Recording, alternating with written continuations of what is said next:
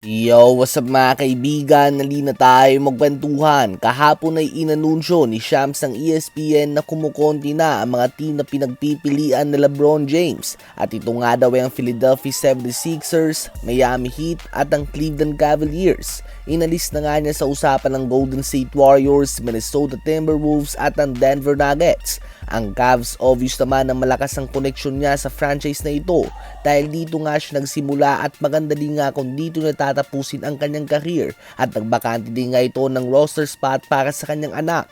Ang Philadelphia 76ers naman ay lumakas nga sila sa pagdating ni Jaylen Brown. Konektado din siya kay Tyrese Maxey na under Rich Paul din nga tulad ni LeBron. Andyan si Joel Embiid na former league MVP. Very promising din ang incoming second year VJ Edgecomb.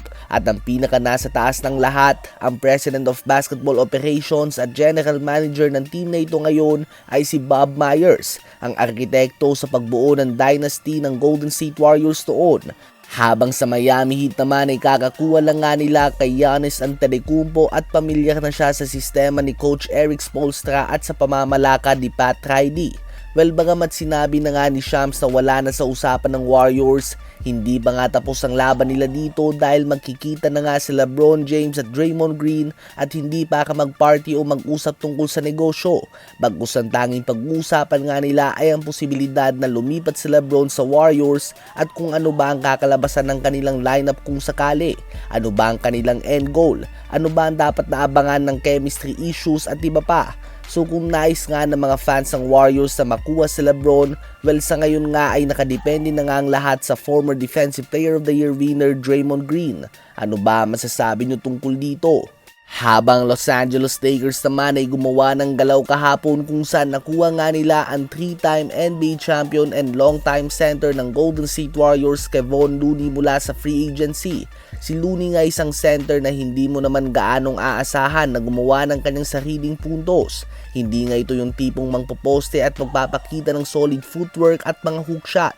Ang kanyang mga puntos nga ay madalas na manggaling sa mga pick and roll plays at putback. Ganun pa man ay makakaasa ka nga sa kanya na makikipag-agawan siya ng rebounds. Talagang makikipagpalitan nga siya ng muka sa pinta. Handa nga siyang makipagpisikalan para lang makakuha ng rebounds. Isang bagay na nagkulang ang Lakers last season kay DeAndre Ayton. Sa ngayon ay inaasahan na siya ang magiging main backup center ni Walker Kessler matapos sa matrade ni DeAndre Ayton patungo sa Washington Wizards at matapos na pumirma ni Jackson Hayes ng multi-year contract sa Utah Jazz. Sa palagay nyo ba ay sapat na si Looney bilang backup center ng Lakers? Habang si Kyle Lowry naman ay inanunsyo na nga na magre-retire siya sa Toronto Raptors at magkakaroon siya dito ng special one-day contract. Habang Raptors naman ay inanunsyo na din nga na tuluyan na nilang i-retire ang jersey number 7 nito. Ibig sabihin ay wala nang ibang pang makakagamit sa Raptors franchise ng jersey number na ito mga kaibigan.